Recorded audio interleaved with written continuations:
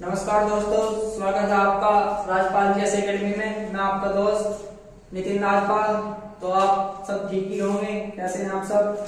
तो आज बात करेंगे संविधान सभा पर, यानी कि संविधान सभा का गठन करने वाली सभा थी संविधान सभा। उसका गठन कैसे हुआ, किस प्रकार कार्य किया, कैसे कैसे संविधान का निर्माण हुआ, तो आज संविधान सभा के बारे में पढ़ेंगे। चलो टाइम ना वेस्ट करते हैं, शुरुआत करते हैं।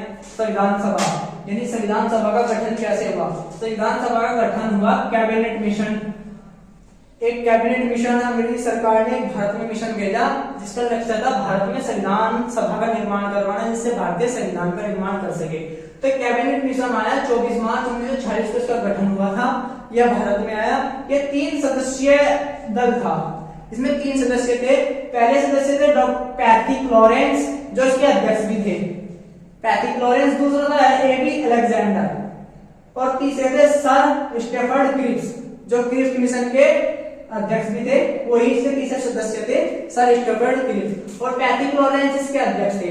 इस कैबिनेट मिशन ने क्या किया, भारत में आया और देखा भाला, जो विचार किया, उसने विचार किया कि संविधान सभा में होंगे 389 यानी 389 सदस्य।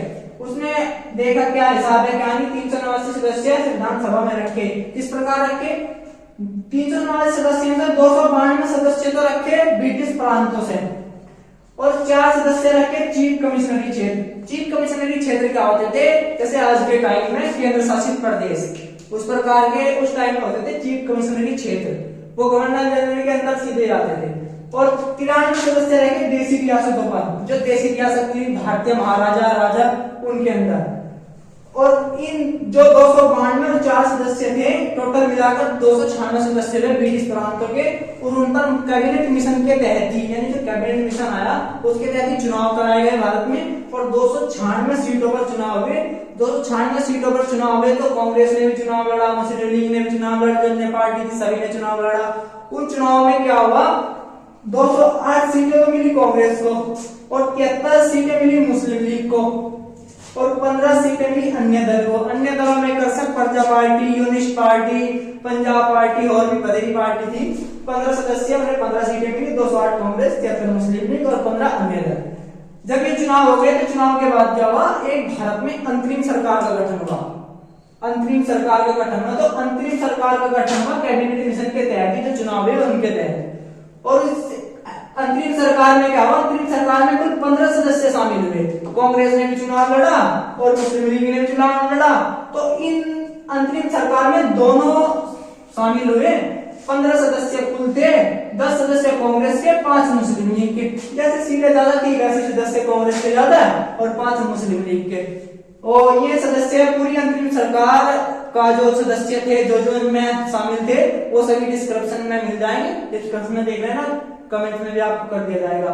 और जो अंतरिम सरकार थी, अंतरिम सरकार में लॉर्ड माउंटबेटन इसके अध्यक्ष थे, और डॉक्टर जवाहरलाल नेहरू उपाध्यक्ष थे। जब अंतरिम सरकार का गठन हो गया, उसके बाद कभी संविधान सभा का गठन हो चुका था। ये 208 सीटें 73, मुस्लिम लीग 73 में।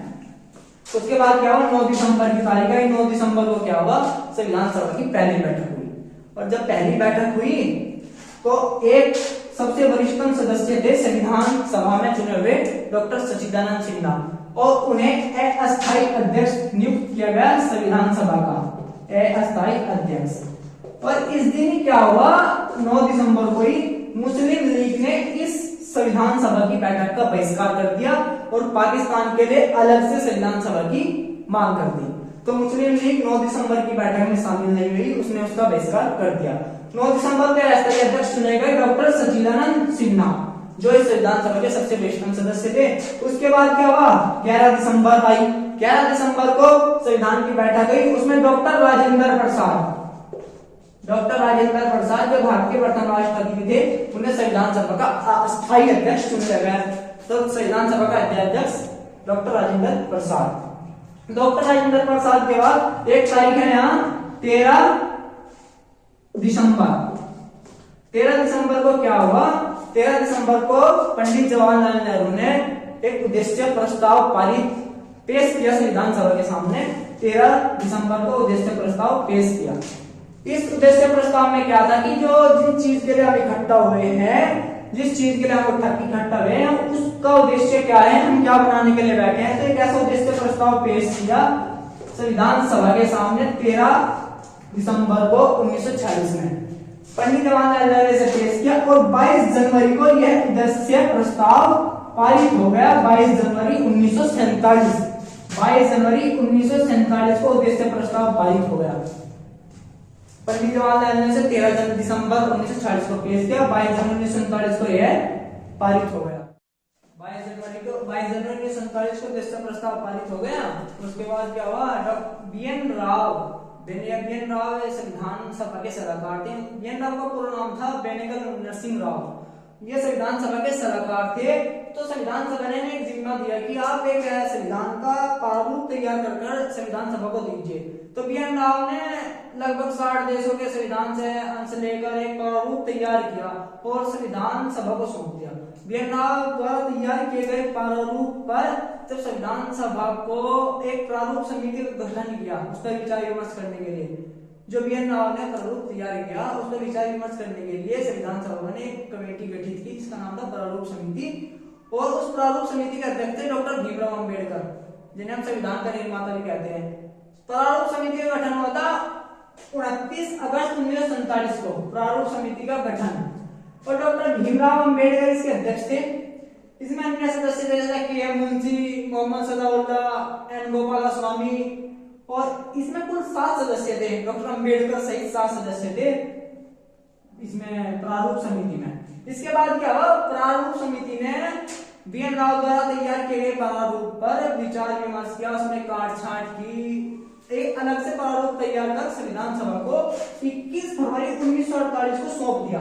संविधान सभा को जब ये प्रारूप सौंप दिया तो संविधान सभा ने इस प्रारूप पर विचार विमर्श करने के लिए संविधान सभा के 3 वाचन हुए। वाचन का होते हैं 3 बैठकें। उन्होंने 3 बैठकें की, लंबी लंबी, उन पर विचार विमर्श किया, बहस हुई, क्या रखना चाहिए क्या नहीं रखना चाहिए। तो पहला वाचन क्या था, पहला वाचन कब हुआ, 4 नवंबर 1948 से 9 नवंबर 1948 को। इसके बाद दोबारा संविधान सभा बैठी, दूसरा वाचन हुआ। दूसरा वाचन बहुत लंबा था, यह 15 नवंबर 1948 से 17 अक्टूबर 1949 तक था। और तीसरा वाचन 14 नवंबर 1949 से 26 नवंबर 1949 तक था।